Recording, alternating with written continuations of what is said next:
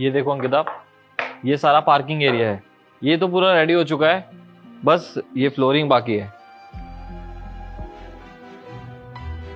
काफी जल्दी काम हो गया। लास्ट टाइम आई थी तो कुछ भी नहीं था। अंकल जी, अरे साहब हम ये क्या कर रहे हैं? मेरे पैर क्यों छू रहे हैं? अरे ये राहुल इन अंकल के पैर क्यों छू रहे हैं? अगर ये यहाँ पे मजदूरी का काम करते हैं तो ये राहुल इनके पैर क्यों छू रहा है? अरे अंकल जी आप ये सब छोड़िए, आप यहाँ पे ये मजदूरी का काम क्यों कर रहे हो? अरे आपका तो इतना अच्छा रेस्टोरेंट था, कहाँ गया? मैं काफी टाइम से देख रहा हूँ वो रेस्टोरेंट पे ताला लगा हुआ है, वहाँ कोई और दुकान खुल गई है शायद। मेरा रेस्टोरेंट था? ये साहब आपको ये किसने बताया? और आप हैं कौन? आप मेरे बारे में इतना सब कुछ कैसे जानते हैं? अरे अंकल, लगता है आपने मेरे को पहचाना नहीं। नहीं बेटा, मैंने वाकई आपको नहीं पहचाना। याद कीजिए, मैं आपके रेस्टोरेंट के बाहर सीढ़ियों पे बैठा हुआ था, आप अचानक आए थे। आपको लगा कि मैं भूखा हूँ तो मेरे को आपने फ्री में खाना खिलाया था, मेरे मना करने के बावजूद भी। और मैं बेशर्मों की तरह आपके यहाँ पे रोज आने लगा था सिर्फ खाना खाने के लिए, और आपने कभी मेरे को मना भी नहीं करा। हाँ हाँ बेटा, मैं तो पहचान लिया। अच्छा, इतने टाइम के बाद मिले हो, कैसे हो? सब ठीक है ना? अंकल जी मैं तो बिल्कुल ठीक हूँ। देखिए ना, भगवान की कृपा से और आपकी कृपा से आज मैं इतना बड़ा बिजनेसमैन हूँ, और ये घर है ना मेरा ही बन रहा है। ये तो बड़ी खुशी की बात है बेटा, तुमने तो बहुत तरक्की कर ली। भगवान तुम्हारी तरक्की को और बढ़ाए, तुम और कामयाब हो। बहुत खुशी हुई तुम्हें देखकर। लेकिन आप यहाँ मजदूरी कुछ समझ में नहीं आया अंकल जी। राहुल, ये अंकल कौन है? अंकिता, अंकल जी मेरे को सालों पहले मिले थे। अरे इनका बहुत बड़ा रेस्टोरेंट था, और एक दिन जब मैं नौकरी की तलाश में इधर उधर भटकता रहता था तब मैं इनके रेस्टोरेंट के बाहर सीढ़ियों पे बैठा हुआ था। सुबह से शाम हो गई थी बैठे बैठे, मैं बहुत तंग हो चुका था। तब इन्होंने देखा, शायद इनको लगा कि ये भूखा है, उन्होंने जबरदस्ती अंदर बिठा के मेरे को खाना खिलाया। और देखो, मैं इतना बेशर्म था, मैं इनके यहाँ पे रोज खाना खाने जाने लग गया, और इन्होंने मेरे को कभी भी मना नहीं किया। हमेशा मेरा पेट भर के ही मेरे को घर पे भेजा है, और ना ही कभी मेरे से पैसे मांगे। लेकिन आज इनकी ऐसी हालत देखकर रेस्टोरेंट छोड़कर इधर मजदूरी कर रहे हैं, मुझे कुछ समझ में नहीं आया। अंकल जी बताइए ना, क्या हुआ है आपके साथ? बेटा, पुरानी बातों को याद करने का क्या फायदा? छोड़ो बेटा, जो किस्मत में लिखा है होता तो वही है ना।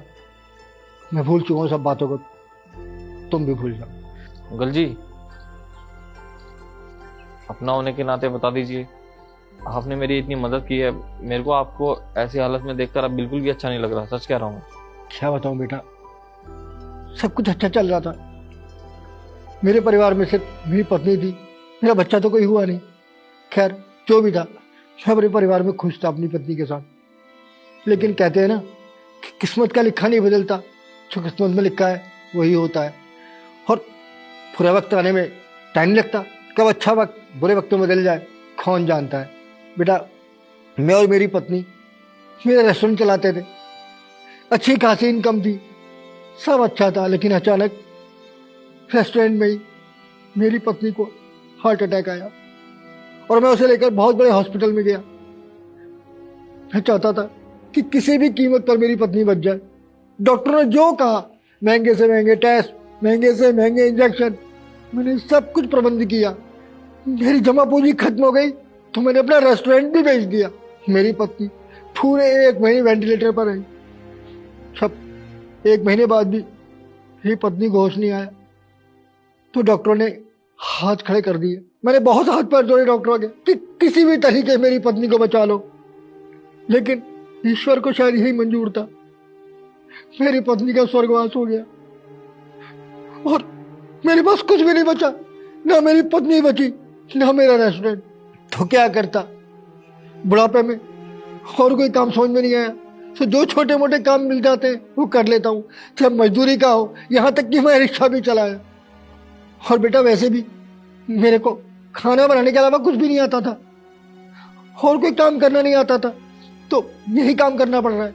बहुत शौक था मुझे खाना बनाने का, इसीलिए अपना रेस्टोरेंट खोला, जहाँ मैं खुशी से अपने मनपसंद खाना बनाया करता था और अपने ग्राहकों को खिलाया करता था। नहीं रहे वो दिन, ना लगता है कभी वापस आ पाएंगे। हाँ बेटा, जो किस्मत में लिखा है वो कर रहा हूँ।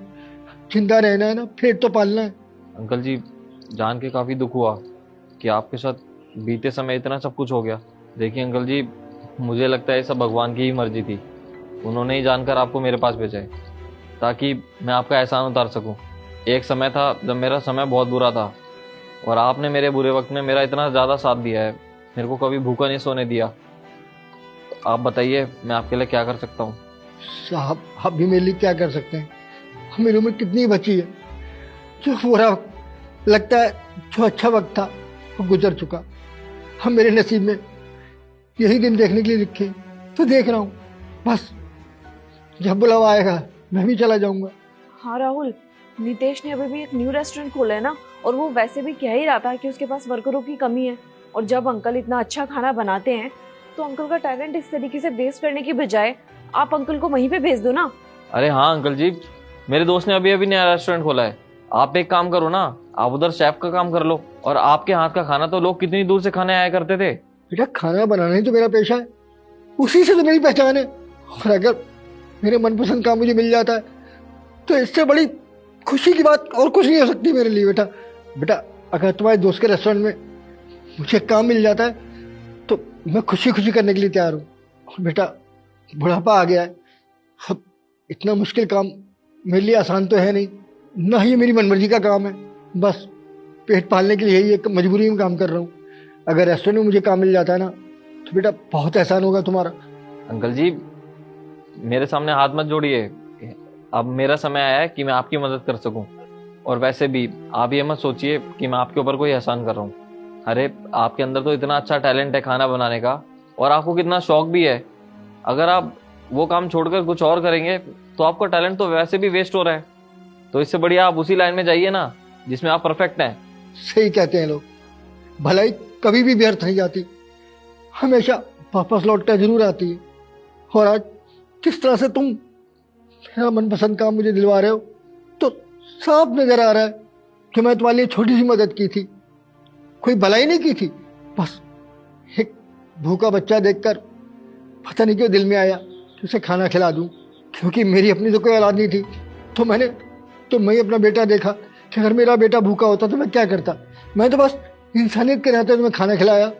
और आज जब मुझे किसी सहारे की जरूरत थी तो तुम बेटे की तरह मेरे सामने आ गए और मुझे नौकरी दिलवा रहे हो, वो भी जो मेरा काम है उसे की। बेटा मैं तुम्हारा एहसान कभी नहीं बोलूंगा। ठीक है अंकल जी। बहुत बहुत धन्यवाद बेटा, सदा सुखी रहो।